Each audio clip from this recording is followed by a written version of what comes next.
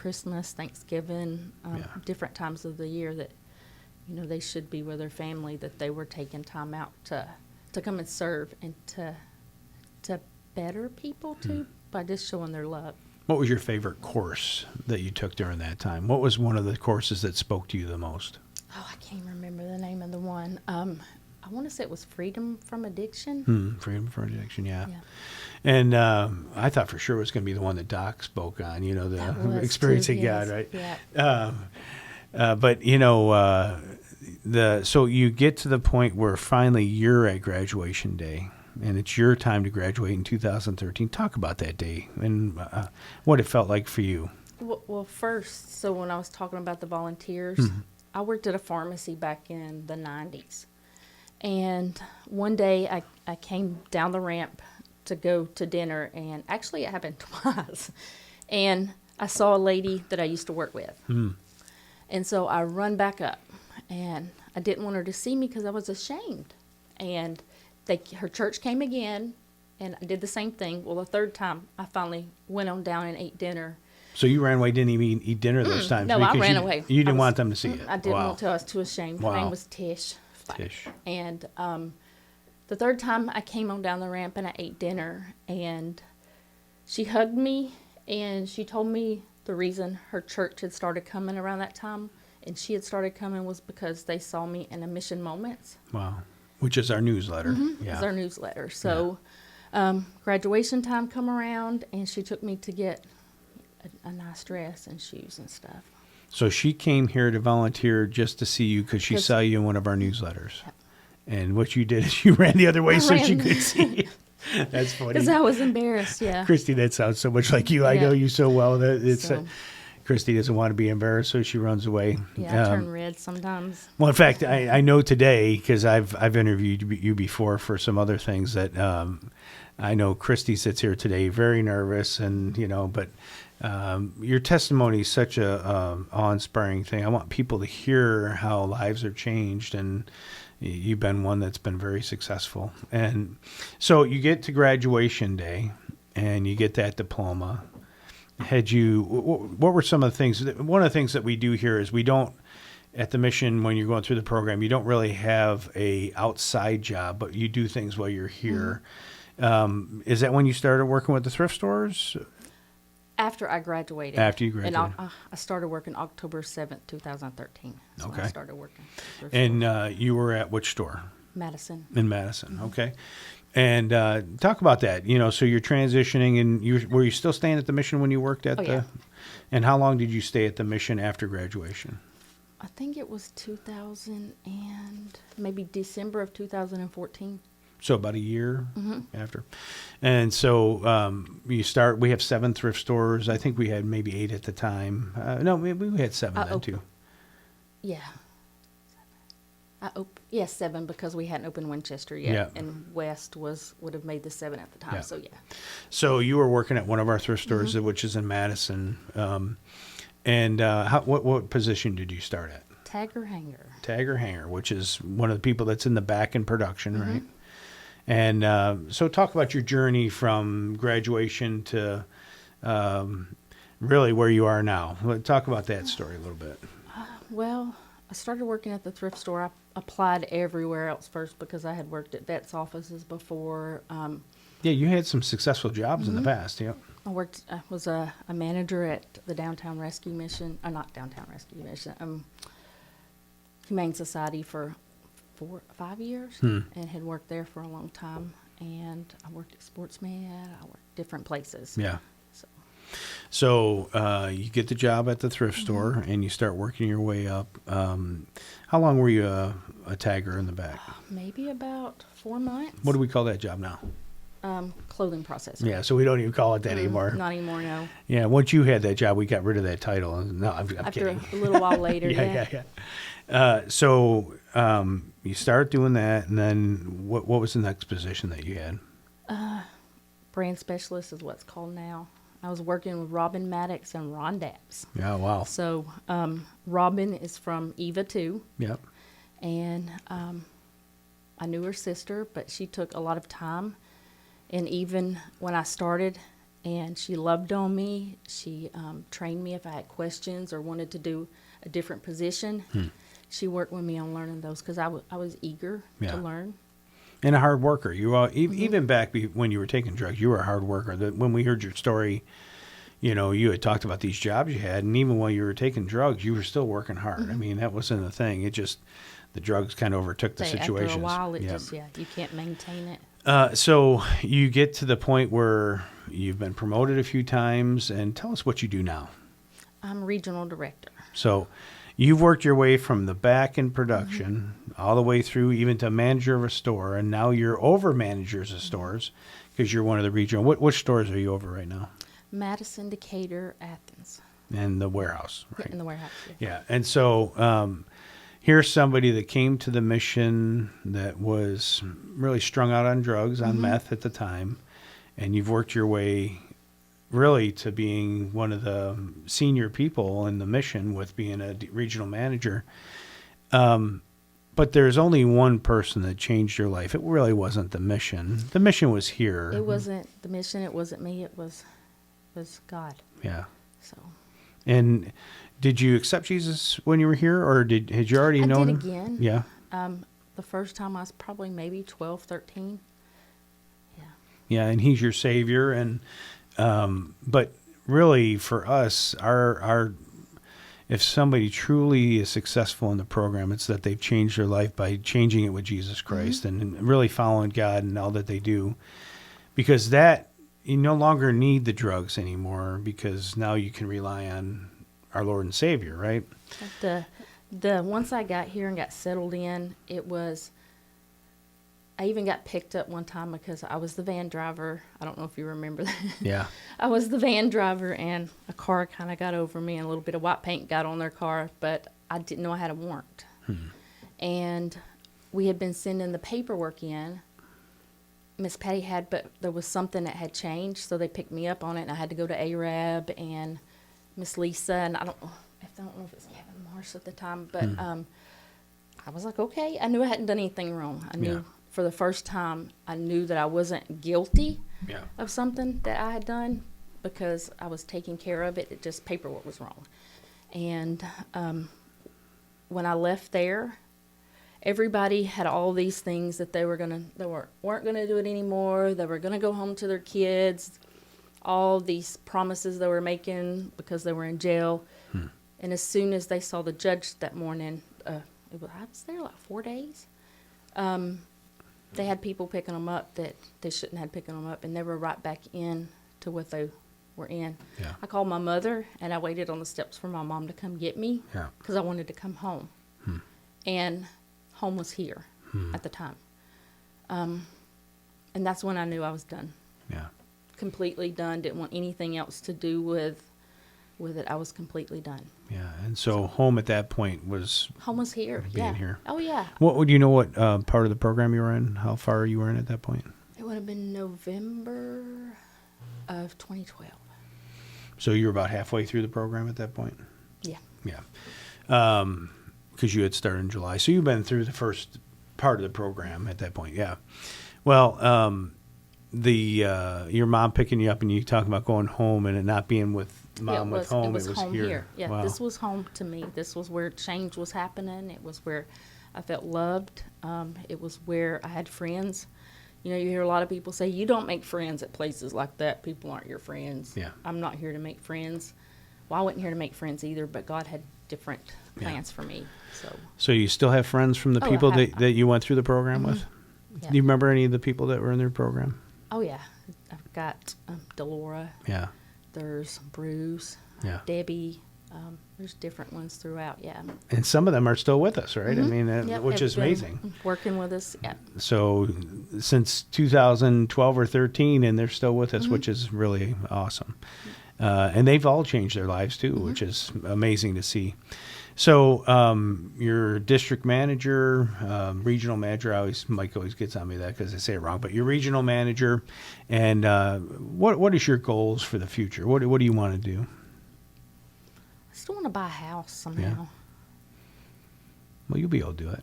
I don't know, not in this market. Yeah. Interest rates and all kinds of stuff. So Maybe one day. Yeah. Just a small little house that's mine. So in your regional director job, and I know in your other jobs too, you were like this, but how do you help others that maybe were where you were? I try to show them change. I try to understand where they came from. Like we had people that graduated last night that were just nervous. A lot of times people get close to graduating, and sometimes they self-sabotage themselves because they don't think they can do it, or it's not really part of God's plan for them to graduate and be successful. And there's the fear, all different kinds of fear that comes along with it, and just encouraging them. And I know that at some point, when I was in the program, I worked with, I said, Robin poured into me, Amy Hunter, Amy Kelly. And now you and Amy are coworkers. I mean, she's a regional manager as well. Yeah. So just throughout the years, Mike had a lot of people pour into me, and so I want to do that to others. And I see both sides, so I know what we do.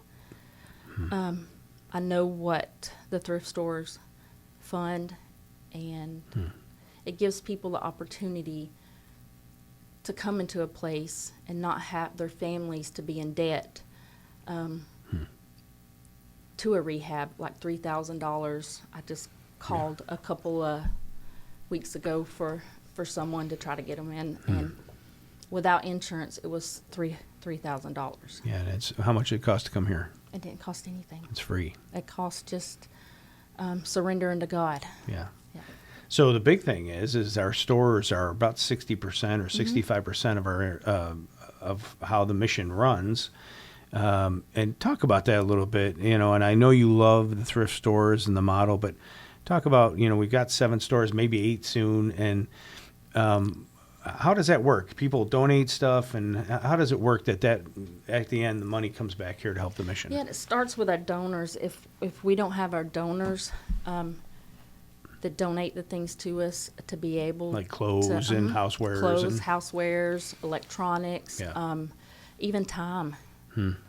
We've had donors come through the stores that have donated, and just different things. So, and that's what it takes for us to be able to run the stores and make changes. So people donate their items, and a lot of times it's things that they might throw out anyway, or we're gonna just let go or whatever because their closets are too full, or they have too many pots and pans, or whatever it might be. Yeah.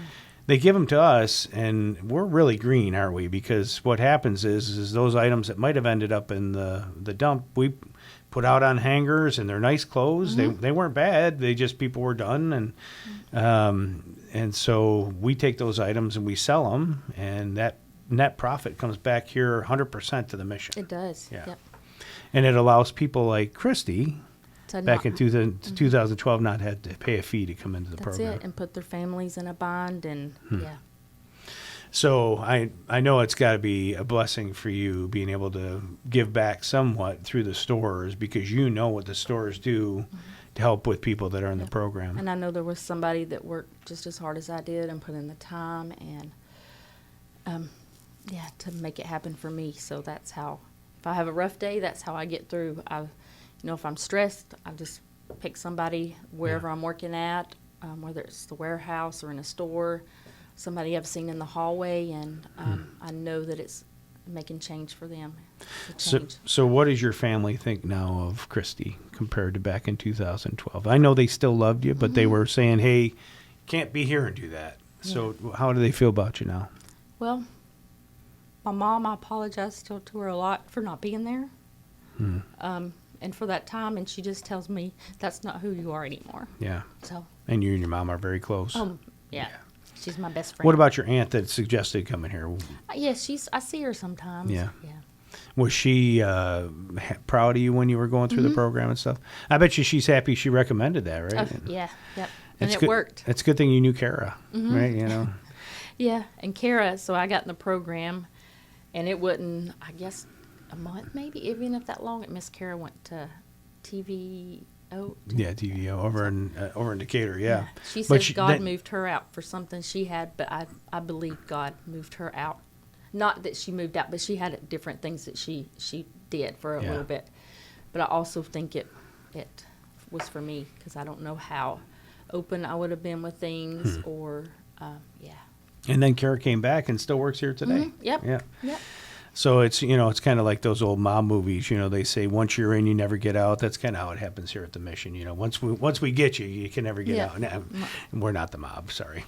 But anyhow, so tell us a little bit about, what your daily work is. You talked about district manager. What do you do on a daily? You're managing people now. You manage managers, really. Yeah. So it just depends on what location needs what, where we're down staff. There's reports, there's finding out where we are with sales and Prosper Peace, and where donations we need to kind of get more in at, just stuff like that. And working with other program people. Yeah. Because, see, I know the ladies couldn't go to the thrift store for a little while. So back when I started going, I think I was, after there was a time frame they didn't go, that I was the first lady to start back working in them. Yeah. And just to be able to work and enjoy it. And, I, even as a tagger hanger, I was scared because I hadn't worked in a long time. I'd been driving a van, for over a year here. And it was just nervous being out and being around people and stuff like that. So I know that being in the stores, we do have people that have graduated and work with us, that's what they feel sometimes too, and just trying to encourage them and love on them and see where they're at with what their goals. And Sure. yeah. So you've been, after you went through the program, you've been an employee here how many years now? In October, it'll be 11. 11 years you've been here. So we love having you here too. Tell us, or tell the folks out there, maybe one or two stories of people that you've seen have hope or find hope that came through the mission. You don't have to say their names, but just talk a little bit about maybe one or two people that it's just been like, wow, I can't believe the change in this person. Oh, goodness.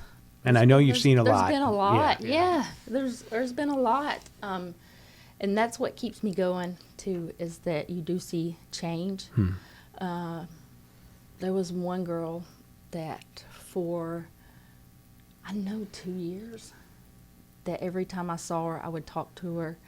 And then I would pray, as she was going by, and she walked off because she couldn't even really carry a conversation. And I got to the back one day over on women's side. I was going through there, and she was in the program. And she never remembered any of the times that, I would stand there and pray, or that I would even say hi to her. And that melted in my heart. And prayer works. It may not work the way we see it sometimes, but she completely changed. It knocked my socks off. Yeah. And there was one that graduated last night too that was a little bit of the same, that I would see her overnights. And When you think back to that time when you saw the graduation before you were in the program, but now that you get to experience it after all these years, because you go to all the graduations, what's it make you feel like when you see the folks like last night? You said one of the people just was like, man, it touched my heart. It makes me feel good. It makes me happy to see that they have changed. People struggle with different things, and everybody's breaking point's different. So what may break me, or what brought me here, is not what brought somebody else here. Yeah. But the one thing that's common in this is what Christ is doing in us to make the changes. So, but yeah, it's nice. The graduations are nice. There's times I've sat and squalled the whole time. Yeah. And try being up in front like I am. I cry up there myself. I mean, and John laughs at me the whole time. So. Nah. But yeah, so it's been a blessing to be able, and you see different people throughout the years. Yeah. There's been some that you graduate with, or that have graduations, and different things in their life happens. And we've had people that passed away. We've had people who, different things that have happened, and it's sad too. Yeah. Yeah. Well, last night there was some folks that are just starting the program, and I was thinking about how when you first came and you saw that. I wonder how they feel. If it's the same feeling you had, like, man, this is something I can grab onto. This gives me hope. I can change my life because, man, I see those people up on stage and they're getting their certificate and they're graduating. And you hear their testimony and it's like, holy cow. And it brings tears to my eyes still. I've been doing this for 30-something years and it still brings tears to my eyes. And so, listen, I appreciate all you do here. And one of the things I was going to say, too, you know, I work with you all the time. And in fact, you know, on Friday, we're going to have a good customer appreciation. And I'm sure you're going to be next to me doing hamburgers or something with me. And, Oh, yeah. And, but, you know, here's the thing for me with these stories is it's hard because you've been around me so long. Most of the times I forget you've even been in the program. You know, because I know Christie as our regional manager. I don't think of Christie as, hey, that's that little girl that came into our program who was really desperate and had, you know, a drug problem. Was full of anger. Yeah. You know, and that red hair had a lot of anger behind it. That's for sure. I was full of anger, Yeah. and that's how I dealt with and even protected myself all those years, too, was being... Yeah. I mean, you know, you're going in your 12th year now with the mission and... You know, amazing to see what God can do in a life. And it's so much of a transformation. Like I said, I'll walk down the hallways and we have other folks who've been through the program and I forget they weren't even in the program because you're a different person now. It's a change. Than you were in 2011, 2012, you know. And not just because of the years you've been here, but really how Christ changed your life.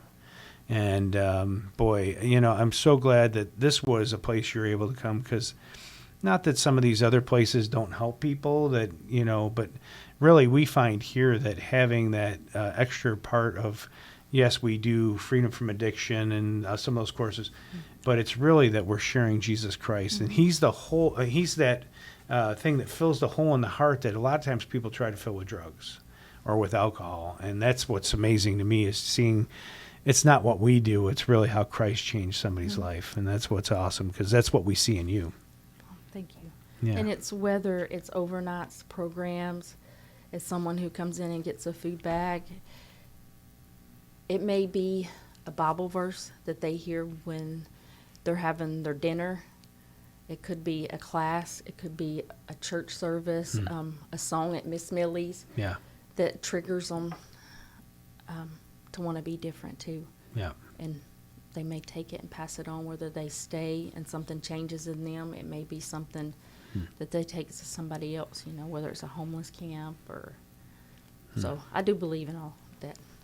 If you could go back from you now to Christie when you were younger, what advice would you give Christie back at 20 years old when you first started taking some of the drugs? Oh, goodness.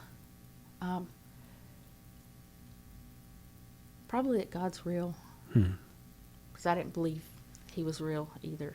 You know, I thought he was something like a cartoon character or Superman waiting on him to come in and save the day. And, you know, you hear children are innocent. They don't suffer. There's things, but that's not true.